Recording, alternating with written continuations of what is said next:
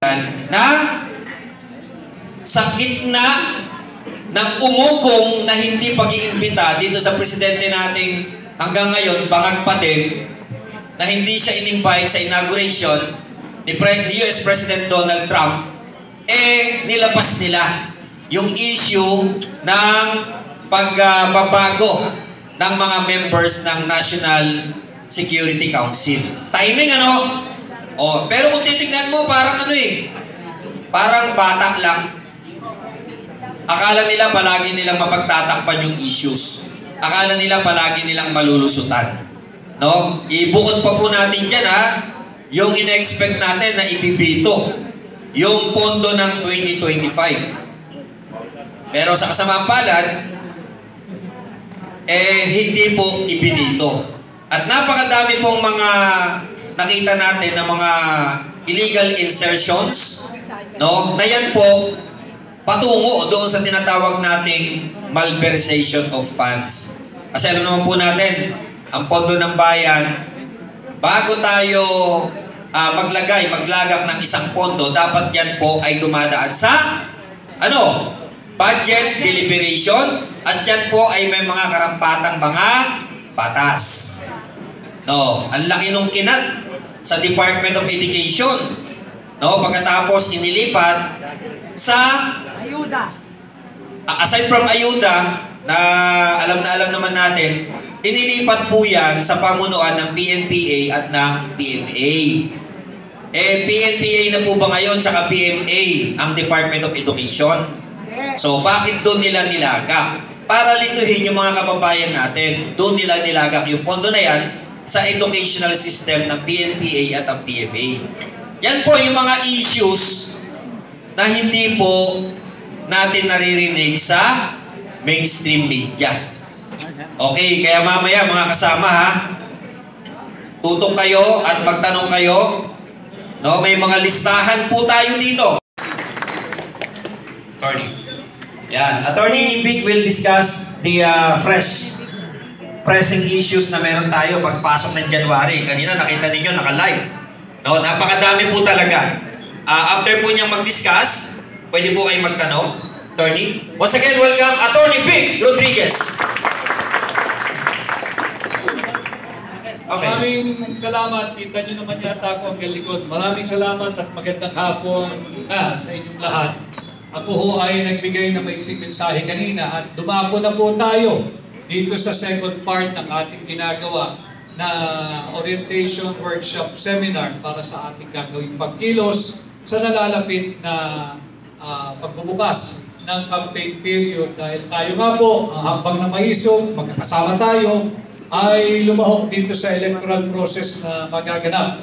At hindi man po tayo political party, tayo ay isang mass movement o social or people's organization.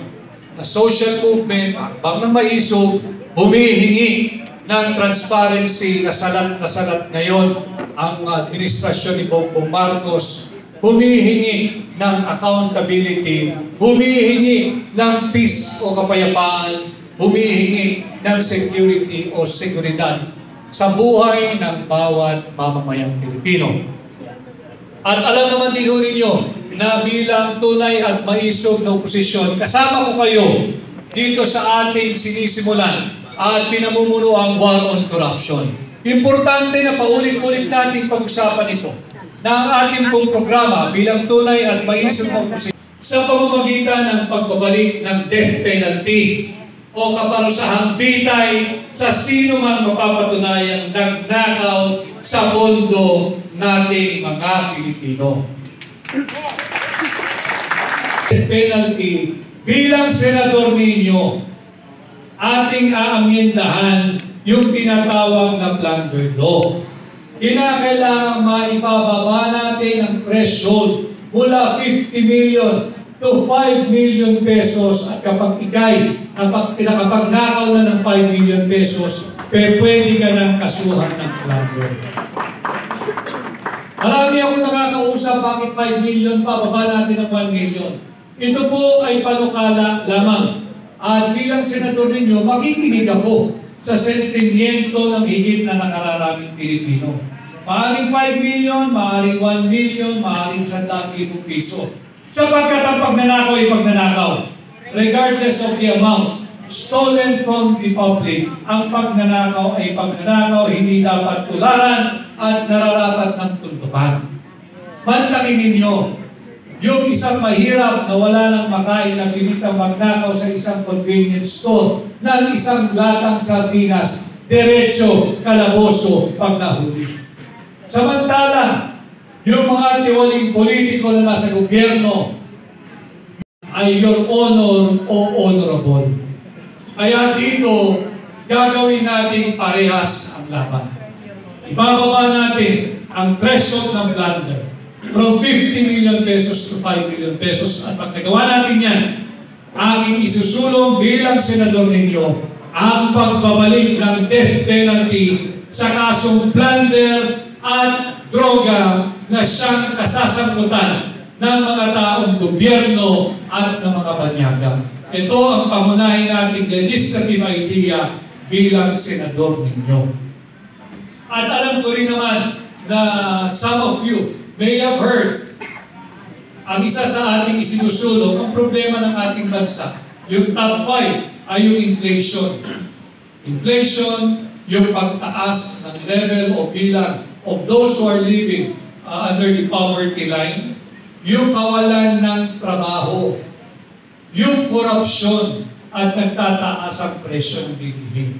Pag sinuri mo itong top 5 problems of our country, babalik ka o mauuwi ka sa tanong na magkano ba ang naiuuwi na lamang ng isang manggagawang Pilipino. Lalo pa higit yung mga nasa probinsya. Tayong nandito ngayon sa National Capital Region o yung mga taga-Region 3 o Region 4A, malapit-lapit sa Mega Manila. Higit po mas malaki yung sahod ng mga nasa Mega Manila kung ihahambing mo sa mga nagtatrabaho sa probinsya. Dahil daw po mas murang manirahan sa probinsya. Hindi po totoo yun at hindi na po totoo yun. Sapagkat sa akin ng pag-iikot, higit po mahal ang presyo ng kuryente dyan sa Guimaras. Higit po mahal ang presyo ng kuryente sa ilang bahagi ng Iloilo. At higit po mahal ang presyo ng ibang bahagi dyan sa Mindanao. Kung ihahambing mo sa Mega Manila, kung ang ating comparison ay yung per kilowatt hour. Isang pirasong manok na may isang pirasong kanin na may isang pirasong gravy sa sikat na fast food chain sa Mega Manila at sa probinsya. Bakit mas mura ang sinasahod? Bakit mas mababa ang sinasahod ng mga nagtatrabaho sa probinsya? Kaya po aking susulong bilang senador ninyo, yung standardization of wages, yung pagkakapare-pareho na ng sahod ng mga nagtatrabaho sa Mega Manila at sa probinsya. Sapagkat hindi po totoo mas mura ang buhay at manirahan sa probinsya kung ihahambing mo sa Mega Manila. Pareho lamang po ang presyo ng kada litro ng krudo ng gasolina ng kerosene sa probinsya kung ihahambing mo sa presyo dito sa Metro Manila o sa Mega Manila. Mas maliit ang sahod ng mga taga-probinsya kung ihahambing mo sa mga nagtatrabaho sa Mega Manila. Subalit pareho lamang ang antas ng income tax na kanilang binabayaran. Hindi ba't lugi na lugi ang mga taga-probinsya? Pareho lamang ang rate of inflation na dinaranas ng mga nasa Mega Manila at ng mga nagtatrabaho sa probinsya. Subalit ang kabalintunaan, mas higit mababa ang sinasahod ng ating mga manggagawa sa probinsya. Panahon na rin na tuntukan natin ang pagkakaibang yan, kaya aking sinusulong bilang senador ninyo yung standardization of wages. At alam ko rin na alam ninyo yung pinag-usapang mainit na mainit ngayon, yung unconstitutional budget for 2025 na pinirmahan ni Bongbong Marcos na hitik po sa korupsyon. Tinanggalan ng funding, defunded, zero budget ang binigay sa PhilHealth. PhilHealth mahalaga sa ating lahat, sa inyo, sa ordinaryong Pilipino. Sapagkat, diyan tayo lahat nakaasa. pagdating sa usaping pangkalusugan at ating kaligtasan. Subalit zero budget ang binigay ni Bongbong Marcos. Saan linagay yung 74 billion na dapat sana budget o subsidy ng PhilHealth? Ibinigay sa mga mambabatas. Binigyan ng 5 billion ang mga senador, 21 billion ang mga kongresista kanilang paghati-hatian para sa kanilang ayuda. Ang ayuda ay isang legitimate way of vote buying. Ang ayuda ay hindi para umunlad ang buhay ng mahihirap na Pilipino. Ano ho ang ating patunay o pruweba?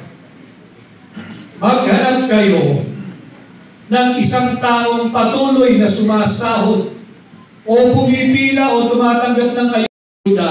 Bumuti na ba ang buhay mo? Sa daming beses na tumanggap ka ng ayuda, umunlad na ba ang buhay ng pamilya mo? Walang magsasabi na ni isang taong bumuti ang kanyang buhay sa ayuda. Subalit maraming tiwaling tao ng gobyerno na higit kumakapal ang bulsa dahil diyan sa ayuda. Dapat na rin puntukan yan. Kailangan malinaw sa atin ito. Yung mga kagaya kong aplikante ninyo bilang senador, kinakailangan alam yung core function ng isang mambabatas. Core function o sentrong trabaho o alituntunin ba ng isang mambabatas ang magbigay ng ayuda? Ang trabaho ng mambabatas ay bumalangkas ng batas. Ang trabaho ng mambabatas ay magpasa ng batas, mag-amenda, mag-repeal, at mag-introduce ng bagong batas. Hindi trabaho ng mambabatas, senador ka man o kongresista, mamigay ng ayuda. Yan ay trabahong nararapat doon sa mga napapabilang sa tinatawag nating miyembro ng Executive Department. Ang pagbibigay ng ayuda, dapat yan hayaan mo na sa mga LGU, sa governor, sa city mayor, sa municipal mayor, sa barangay captain. Why?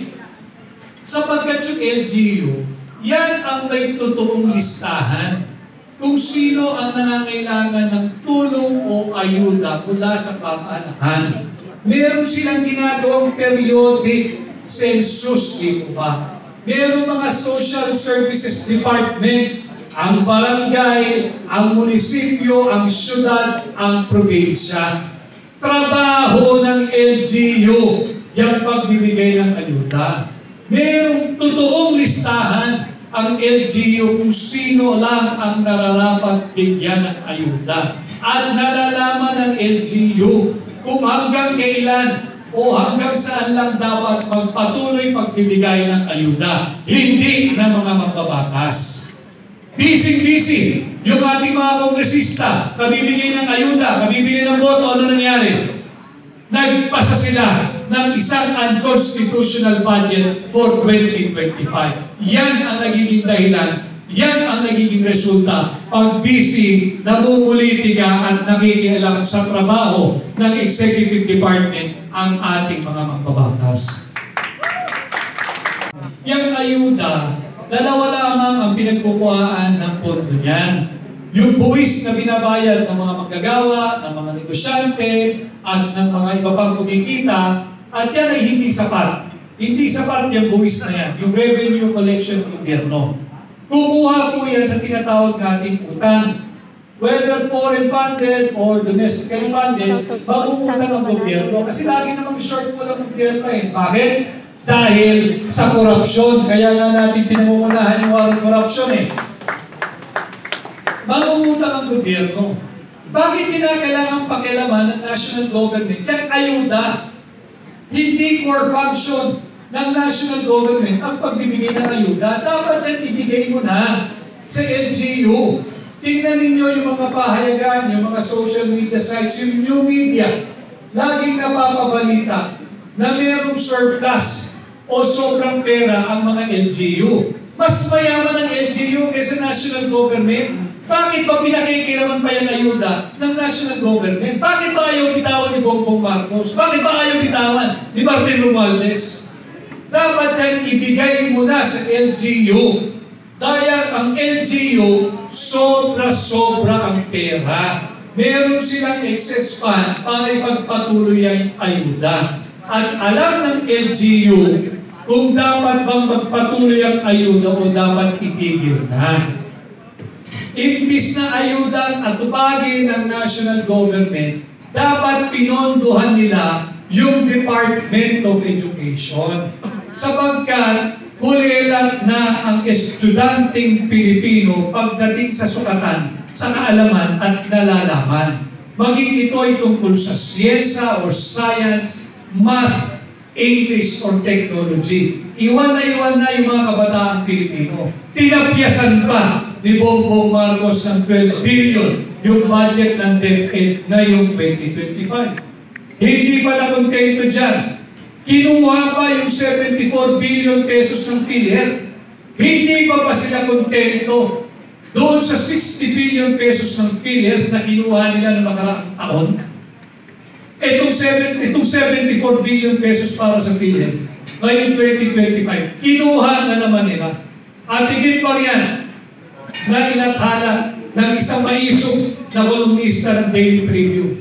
Kung kayo'y nalalakihan na sa 60 billion kinuha nila sa PhilHealth, kung kayo mga kababayan ay nalakihan na sa 25 billion pesos na kinuha nila sa DBP, kung kayo'y nalalakihan na sa 50 billion pesos na kinuha nila sa Land Bank, small time yan.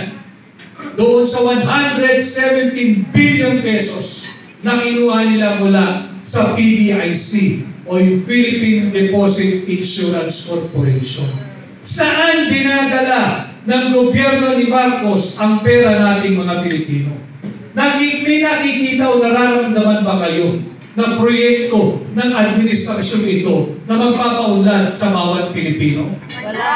Mga Pilipino. At bukod pa riyan, huwag namin kalilimutan, ipinagmalaki, ibinida nila. 500 billion pesos na ang kanilang inuubos sa flood control fund sa loob lamang ng 2 taon ng kanyang administrasyon. At ngayong 2025, another almost 250 billion pesos na naman ang kanilang binaga dito sa flood control funds. Eh bakit tuwing umuulan, bumabaha? Huwag natin kalimutan yung mga kawawa nating kababayan sa Bicol na linubog ng baha, na linubog ng bagyo. Huwag natin kalilimutan yung inosenteng 200 Pilipinong namatay dahil nalunod sa baha. Buhay pa ho ang higit dapat sa nakararami doon kung hindi ninakaw ng Marcos administration ang pera para sa flood control programs. Huwag natin sila pabayaan na hindi managot sa kasalanan ito, tagos sa buto ang kanilang pagkukulang sa sambayan ng Pilipino. Kaya lagi kong sinasabi, patuloy kayong mag-ingay sa inyong mga iba't ibang pamamaraan, sa inyong community, sa inyong association, kung meron kayong social media page or platform, mag-ingay kayo, karapatan nyo yun. Iparating natin sa higit na nakararami nating kababayan na tayo nagkakaisa na higit na talamak ang korupsyon sa ilalim ng Marcos administration at dapat na itong tuldukan. Yung utang natin ay 17 trillion pesos na. Wala pang 3 taon si Bongbong, 17 trillion pesos na ang utang natin mga Pilipino. Tayo dito sa bulwagang ito, meron tayong pagkakautang ng hindi bababa sa 140,000 pesos each. Sapagkat babayaran natin lahat yan. Yan 17 trillion pesos na yan. At ngayong taong kasalukuyan, 2025, mangungutang na naman. Somewhere between 1 trillion to 2 trillion pesos ang Marcos administration. Lubog na tayo sa utang. Pero hindi natin maramdaman kung nasaan ang pera natin mga Pilipino. Atin silang singilin, atin silang palagutin, dahil pera nyo yan. Kaya nga ang aking imbitasyon sa inyo, samahan ninyo ako dito sa war on corruption. At pag tayo nagkaisa, posible ang pagbabago ngayong 2025 pag kayo ay naghatid ng isang katulad ko na bago sa Senado. Bagamat wala tayong political party, meron tayong hakbang na mag-isog. Kasama ko ang may isog at may mga prinsipyong Pilipinong katulad ninyo na higit marami kesa sa mga tiwali at korap na taong gobyerno at politiko. Magkaisa tayo, ilaban natin ito, ang labang ito ilaban ninyo at ating isulong yung ating war on corruption, ibalik natin ang death penalty, ibaba natin yung threshold ng plunder, wasakin natin at ibasura. Yung resolution number 10, huwag natin kalilimutan. Yung liquidation by mere certification, kahit na sabihin nila na paulit-ulit yung ating sinasabi, tama, dahil ating mga Pilipino. At marami ang nagsasabi tuwing nagsasalita si Atty. Vic Rodriguez, seryoso ang topic. Seryoso ang usapin. Tama rin po yun. Sapagkat napakaseryoso ng mga problema nating mga Pilipino at kinakailangan pag-usapan ito ng seryoso at kinakailangan ng seryosong tao na magbibigay ng seryosong solusyon sa mga seryosong problema ng ating lipunan. Kaya malaking bagay para sa akin itong ginagawa nating pagtitipon-tipon. 4 na araw pa lamang dito sa bagong taon, bago pa yung ating batang-bata pa ang 2025, subalit kinakailangan na tayong kumilos. At nabanggit din kanina yung naging opisyal na posisyon o pahayag ng hakbang ng maisog dito sa nalalapit na January 13. Alam mo ninyo, at the end of the day, regardless of who is taking the lead, regardless of the religious denomination, at the end of the day, lahat po tayo kasi dito ay biktima eh. Biktima tayo ng pagmamalabis ng Marcos administration. Hindi na po pinag-usapan kung sino dito ang miyembro ng Iglesia ni Cristo. Hindi na po pinag-usapan dito kung sino ang protestante, kung sino ang katoliko. Ang nakataya po dito, ang nakataya po sa midterm election ay ang kinabukasan ng bawat Pilipino. Kaya dapat na magsama-sama tayo, magkaisa tayo. Ipabot natin, hindi lamang sa gobyerno ni Bongbong Marcos, kundi sa buong mundo, na talamak, laganap at malalang-malala ang korupsyon dito sa Pilipinas dahil sa administrasyon ni Bongbong Marcos. Kundi kawawa ang mga darating pagsalitahin. Kawawa ang mga kabataan. Iwan na sila pagdating sa sektor ng edukasyon. Binawasan pa ng 12 billion. Kawawa yung mga senior citizens. Kawawa yung mga persons with disability o yung PWDs. Kawawa yung mahihirap. Kawawa yung manggagawa. Zero budget yung binigay sa PhilHealth. Dahil daw po may sobrang pera. Yung sobrang pera, dapat pinalawig mo yung servisyo ng PhilHealth. Dapat yan, wala na tayong out-of-pocket expense. Kung may na-hospital, dapat zero na ang ating hospital din, sagot na ni PhilHealth. Pero anong ginawa nila? Zero budget. Inuna yung kapritsyo at luho at korupsyon ng mga mambabatas. Itinago din nila sa public works yung tinatawag na unprogrammed appropriation. Tsatsagain kong pag-usapan ito sapagkat importante maintindihan ninyo. Ano yung unprogrammed appropriation? Para mapasimple natin kung paano kayo mag-budget sa inyong mga pamilya. Ang unprogrammed appropriation, yan po yung gusto lamang, yung luho, yung pangarap, yung ambisyon. Wala masama, hindi ba? Dapat naman talaga meron tayong ambisyon, meron tayong pangarap, meron tayong motivation to work harder and to earn more. Kung kinakailangan magkaroon tayo ng side hustle, di mabuti. Kung kinakailangan tayo rumakit, at sa hindi naapektuhan yung ating trabaho, mabuti. Para meron tayong motivation. Subalit, dito sa administrasyon ni Bongbong Marcos, hindi dapat prioridad ang unprogrammed appropriation. Dahil yung unprogrammed appropriation, yan po yung tawag sa kanilang pork barrel. Bawal na ho kasi yung pork barrel. Bawal na yung PNAF. So gumawa sila ng bago. Tinawag nilang unprogrammed appropriation. Gagamitin lamang po o may implement lamang yung unprogrammed appropriation kung ano man yung item na nakalagay doon kapag ka may sobrang pera ang gobyerno. Pag may sobrang koleksyon, ganun din ho sa inyong bahay. Kakain lamang tayo sa labas kung meron tayong sobrang pera. Alam nga naman magyayang kumain sa iyong pamilya na magkakain kayo sa labas sa isang buffet lunch o buffet dinner nang kulang yung pera ninyo. O ang problema pa kung wala kang pera. Pag ginawa niyo yun at hindi kayo nagbayad, di ba ang tawag doon estafa? Hindi ba makakasuhan kayo? Bakit? Hindi pa kaya, walang sobrang pera ang pamilya. So hindi priority. Pag-iipunan. Yung bagong baro, yung bagong damit, yung bagong sapatos na gusto ng ating anak, hindi natin maibigay dahil kulang pa yung ating budget. Hindi tayo hindi. Sinasabi lang natin, teka muna, mag-iipon ang tatay, mag-iipon ang nanay. Pag may sobra, ibibili kita. Yun ang prudent fiscal programming and spending. Yun ang wala sa Marcos administration. Inuuna pa dito ang kapritsyo, luho, korupsyon at pork barrel ng mga mambabatas kesa sa mga basic services.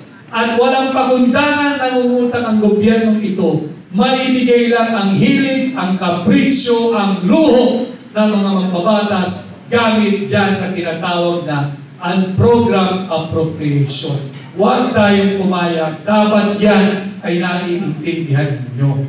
Kung kayo ay naghihigpit ng sinturon, hindi kayo makakain ng nilagang baka tuwing weekend dahil kulang ang inyong budget.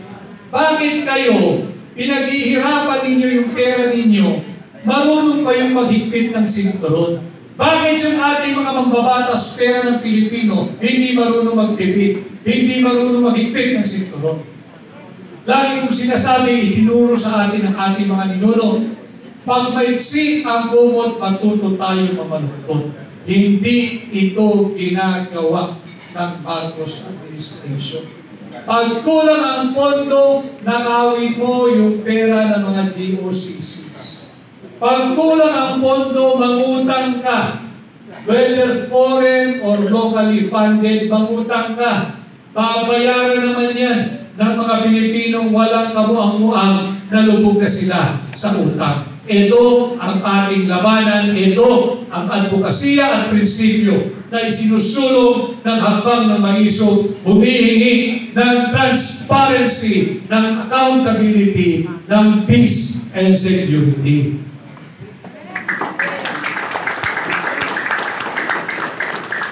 Nabanggit din po kanina, mahalaga na pag-usapan din natin. Mas maganda ang pag-usapan itong mga isyong panlipunan kesa yung mga chismis na naririnig natin sa mga kapitbahay. Wala pong maitutulong yun kung paano umunod ang Pilipino. Nabanggit kanina may pinirma ang Executive Order 81, number 81, series of 2024. Medyo malalim pero kinakailangan po ninyong maintindihan at sisikapin ko mapaintindi sa inyo sa pinakasimpleng pananalita. Yung Executive Order 81 series of 2024, ito po yung pagre-reorganisa o yung reorganization of the National Security Council. Ang highlight po nun, tinanggal yung Vice President bilang aktibong miyembro at bahagi ng National Security Council. Dahil ang Vice President ay may apelyidong Duterte. Ang sabi ng Malacanang, hindi raw po importante, hindi relevant ang papel ng Vice President ngayon, kaya siya tinanggal at hindi sinali sa National Security Council. Bakit hindi nila pinapaliwanag? Bakit kinakailangan tanggalin bilang miyembro yung mga dati ng Pangulo sa National Security Council? Tinanggal din bilang miyembro at aktibong bahagi ng National Security Council si dating Pangulong Joseph Ejercito Estrada. Tinanggal din si Pangulong Gloria Macapagal Arroyo. Tinanggal din si Rodrigo Roa Duterte bilang miyembro ng National Security Council. Wala nang transparency. Ang usap-usapan kagabi, nung yan ay lumabas istorya, ito ba ay nagbabadya marsalo? Sapagkat tinanggal na yung mga tao na maaasahan sana nating ibalita sa sambayanang Pilipino yung totoong estado ng ating seguridad. Sapagkat kung wala nang magsasabi ng totoo, pwede silang gumawa ng isang kwento na mayroong panganib na. Bakit po kinakailangan tanggalin ang madami na naging Pangulo? Mayroong wisdom yan. Mayroong discernment ang mga yan. May lamig ng ulo yan, kalmado yan, at makakapagbigay ng tama na advice sa kung sino man ang Pangulo. Dito makikita mo, kaduda-duda yung ginawang reorganization. Ito ba ay nagbabadyang martial o ito ba ay nagbabadya na malapit na tayong tumungo doon sa pinangangambahan na lahat na magkaroon ng isang armadong sigalon o hidwaan laban sa ating kapitbahay ng China? Bunsod sa pag-uudyok ng ating alyadong Amerikano. Importante malaman natin ito. Dahil pag nagkaroon, whether ng martial law o ng gera laban sa China, apektado ang buhay ng bawat isang Pilipino. At hindi nararapat tinanggal ang Vice President o yung mga dati na naging Pangulo. Paano pa natin malalaman yung tunay na estado at kalagayan ng ating bansa? Kung sila-sila na lamang ang mag-uusap, ang magdedesisyon at maghuhulma kung ano ang direksyon ng ating bansa sa mga darating na araw, linggo, buwan, taon at panahon. Kinakailangan alam niyo ito. Kinakailangan na papag-usapan natin ito at kinakailangan somehow ay napapagliwanagan natin sa mga mamamayang Pilipino ang mga mahalagang usapin na panlipunan. Again, part po yan ng advokasya ng mga maiso, yung peace and security. Ang kinakailangan natin ay katatagan ng ating seguridad. Tama, pero hindi natin kayang pumasok sa isang armadong sigalot laban sa China. Hindi natin interes yan. Hindi mo nga mapakain ang iyong nagugutom na populasyon. Papasok ka ba sa isang armadong bighimbaan o digmaan laban sa China? Wala nga tayong tugon at hindi matugunan yung issue ng food security. Papasok ka pa sa napipintong armadong hidwaan laban sa China? Papayag ba kayo niyan? Alam mo ninyo, pag tayo pumasok sa isang gera, panuorin lang ninyo yung mga international news. Tingnan ninyo yung itsura ng away ng mga Hamas at ng Israel. Tingnan ninyo yung itsura, iba-ibang gusali. Natigil ang eskwela, walang nag-aaral, yung mga kabataan, kawawa, walang patirahan, pati hospital, iba. Hindi ito kinakailangan natin. Ang kinakailangan natin pagkain, kinakailangan natin tugunan yung mga 5 pangunahing problema ng ating bansa: inflation, poverty, yung kawalan ng trabaho, yung korupsyon, at yung kawalan ng pag-asa ng higit na maraming Pilipino. Ito yung ating mga dapat pinagtutuunan ng panahon ng pansin. At mahalaga na pinag-uusapan natin ito days and months leading into the campaign proper, so that when the time comes and you have to choose your 12 senators this coming May 12, 2025. Ako ay openly humaharap sa inyo, nagpapasukat, nagpapasulit. Kung sakaling ako ay pasado sa inyong gagamiting batayan, ang pag-iusap ko, ikampanya niyo rin ako sa inyong pamilya, sa inyong kapitbahay, sa inyong mahal sa buhay, sa inyong kaibigan, at sa lahat ng Pilipino inyong makakaharap saan mang panig ng mundo. At sabi ko nga, ang taong 2025, nagbabadya ang pagbabago basta tayo magkaisa. Dalhin po ninyo ang isang katulad kong bago sa Senado at posible ang pagbabago sa number 55 ngayong 2025. Muli, ako po si Atty. Vic Rodriguez, inyong formal at opisyal na aplikante bilang senador. Buhay at magandang hapon sa ating lahat. Thank you, Atty. Palakpakan po natin ang pagpano ng palakpakan po natin, nandiyan sa likod. So, nandito rin po ang group of original DDS in NCR led by Ma'am Venus Yap of Ayala, Alabang. Palakpakan po natin. Nasaan po? Nasaan si Ma'am Venus? Andiyan ba? Yun, nandun sa dulo. And nandito rin po ang grupo